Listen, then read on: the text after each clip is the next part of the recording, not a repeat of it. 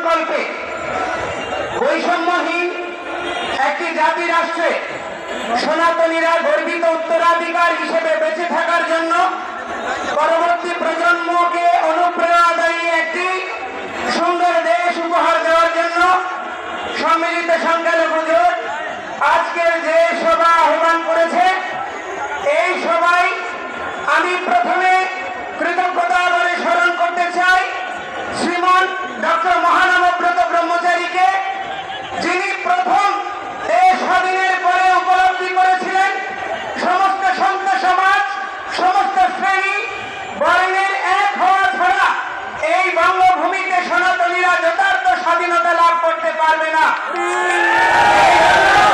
তিনি সন্ত মহামণ্ডল করেছিলেন।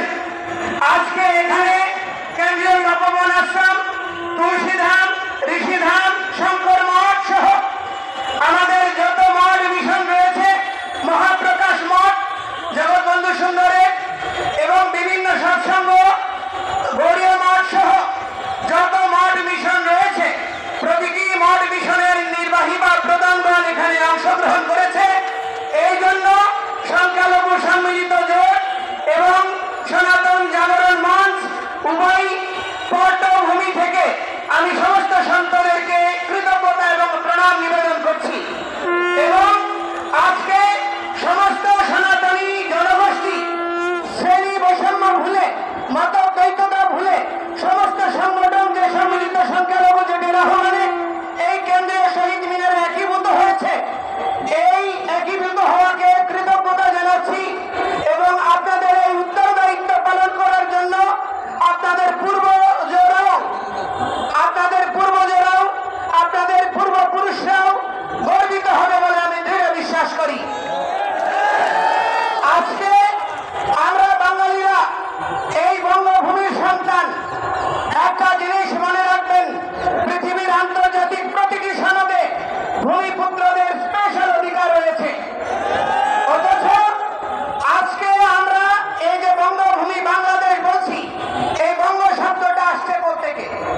এই বঙ্গ শব্দটা এসছে হিরণ্যকশিপুকে বধ করে যেই ভগবান নৃসিংহদেব পৃথিবীর সিংহাসনে প্রহ্লাদ মহারাজকে বসিয়েছেন, তার দরিদ্র মহারাজ বলি, যিনি শশবরা ত্রিভুবনের অধিপতি ছিলেন, সেই মহারাজ বলির পুত্র পাঁচটি, তার পত্নী হচ্ছেন সুদেশনা, যিনি হচ্ছেন এই প্রকৃত বঙ্গ জননী। এই সুদেশনার পাঁচটি পুত্র অঙ্গ, বঙ্গ, কলিঙ্গ এবং শুম্র এবং কুন্দ, এই পাঁচ পুত্রের মধ্যে বঙ্গের নাম অনুসারে এই বঙ্গভূমি। আমরা সেই বঙ্গের উত্তরাধিকার। ভূমি থেকে কেউ আমাদেরকে বিতাড়িত করার অপপ্রয়াস যারা করে এসেছে, তারা এতদিন ঘুমন্ত ছিল, চেতনাবিহীন ছিল। আর এই অবচেতন মনের কার্যক্রমের পরিণতি হচ্ছে আজকে সাধু সন্তরা 53 বছর পরে তারা রাস্তায় নেমে এসেছে। আমাদেরকে অনেকে প্রশ্ন করছে, আপনারা বিগত 15 বছর কোথায় ছিলেন? আমি আমাদের মাননীয় উপদেষ্টা বৃন্দ, আমাদের গণজাগরণের এই যুব আন্দোলনের যারা সমন্বয়ক বৃন্দ, বিভিন্ন রাজনৈতিক বৃন্দ, আপনাদেরকে আমি দেখিয়ে দিতে চাই 2012 সালে হাটাজারিতে মন্দির ভাঙচুর হয়েছে, 25টা মন্দির। 2016 সালে হয়েছে, 18 সালে হয়েছে, 21 সালে রক্তাক্ত শারদ হয়েছে। সারা পৃথিবীর 154টি দেশে আন্দোলন হয়েছে, বাংলাদেশে আন্দোলন হয়েছে। আমরা সংস্কৃতির উত্তরাধিকার বলে সারা পৃথিবীতে সুশৃঙ্খল ভাবে, আদর্শিক ভাবে আমাদের মনের আকুতি ন্যায্য অধিকার প্রতিষ্ঠার আন্দোলন করেছি। এই আন্দোলন সারা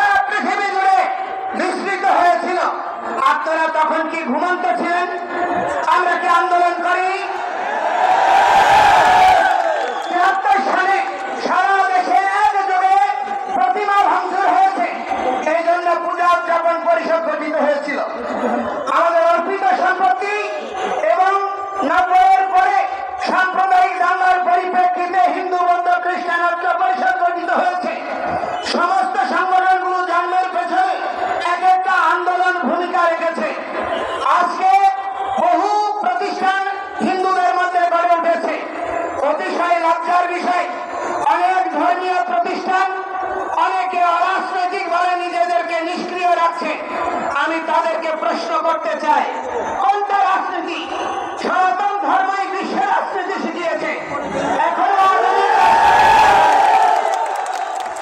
আধুনিক রাষ্ট্রবিজ্ঞানের জনক বলা যায় এই কৌটিল্যের অর্থশাস্ত্রের প্রবক্তা চাণক্যদেবকে, যিনি সারা পৃথিবীতে রাষ্ট্রবিজ্ঞান শিখিয়েছে। এখনো বিশ্বের রাষ্ট্রবিজ্ঞান চাণক্যের আধুনিক রাষ্ট্র ব্যবস্থাপনার বাইরে আসতে পারেনি। এখনো মুদ্রা ব্যবস্থা তাই তার প্রভাব রয়ে গিয়েছে। সেই চাণক্য থেকে শুরু করে প্রতীত সমস্ত সন্তরা, মনীষীরা, রাজর্ষীরা রাজনীতি করেছে। রাজনীতি মানে হচ্ছে উত্তম নীতি। কিন্তু আজকে দুর্ভাগ্যের বিষয়, আমাদের বাংলাদেশের রাজনীতির নামে শুধুমাত্র ক্ষমতা দখল, অর্থ লোপাট এবং জনসাধারণকে শোষণ করা ছাড়া আর ভালো কিছু আমরা গত 53 বছরে পাইনি। একটা জিনিস মনে রাখবেন, এই পরিণতি খুব ভালো দিকে যাচ্ছে না। আমরা একটি অসাম্প্রদায়িক বাংলাদেশের স্বপ্ন দেখার জন্য দেশ স্বাধীন করেছিলাম। সমস্ত হিন্দু, বৌদ্ধ, খ্রিস্টান, মুসলমান, সমস্ত উপজাতি সবার অংশগ্রহণে 30 লক্ষ শহীদের রক্তের বিনিময়ে, 2 লক্ষ নির্যাতিতের আত্মবলিদানে এই বাংলাদেশ স্বাধীন হয়েছে। 4টা মূলনীতিকে আধার করে গণতন্ত্র, সমাজতন্ত্র, ধর্ম নিরপেক্ষতা এবং জাতীয়তাবাদ। অতিশয় দুর্ভাগ্যের বিষয়, দীর্ঘ সময় ধর্ম নিরপেক্ষতাকে নির্বাসনে পাঠানো হয়েছে। অজুহাত দেখানো হয়েছে যে ধর্ম নিরপেক্ষতা মানে ধর্মহীনতা, ধর্ম নিরপেক্ষতা মানে প্রতিটি ধর্মের সহাবস্থান নিশ্চিত করা। এই সত্যটি অনুধাবন করতে না পারার জন্য কেউ এইটি নির্বাসনে নেওয়ার প্রচেষ্টা করেনি। এটি বুদ্ধিদীপ্ত একটি প্রচারণা। বাংলাদেশের তথাকথিত সুশীল সমাজ, তথাকথিত জ্ঞানীরা এবং তথাকথিত কিছু মিডিয়ার যৌথ প্রচারণায় ধর্ম নিরপেক্ষতাকে ধর্মহীনতা হিসেবে উপস্থাপনের প্রচেষ্টা হয়েছে, যার ফলশ্রুতিতে আজকে বাংলাদেশ স্বাধীনতার পরে 53 বছর হয়ে গিয়েছে, বাঙালি জাতি একটি আদর্শিক ইতিহাস তৈরি করতে পারেনি। বাঙালি জাতি একটি প্ল্যাটফর্ম তৈরি করতে পারেনি। বাঙালি জাতি জাতীয়তাবোধকে বিকশিত করার জন্য একটা সুষ্ঠু পদক্ষেপ গ্রহণ করতে পারেনি। এটি আমাদের জন্য লজ্জার, ভবিষ্যৎ প্রজন্মের জন্য আতঙ্কের।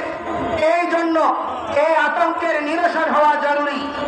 এবং আমি বলতে চাই যে দেখুন, আমরা 15 বছরের আপনাদের অপশাসন এবং এই দুর্বৃত্তপনার অবসান কল্পে আপনারা ছাত্র জনতার এই যে অভ্যুদয় হয়েছে, যে অভ্যুত্থান হয়েছে, তারপরে কোন স্বাধীন রাষ্ট্র একবার স্বাধীন হয়, বারবার স্বাধীন হয় না।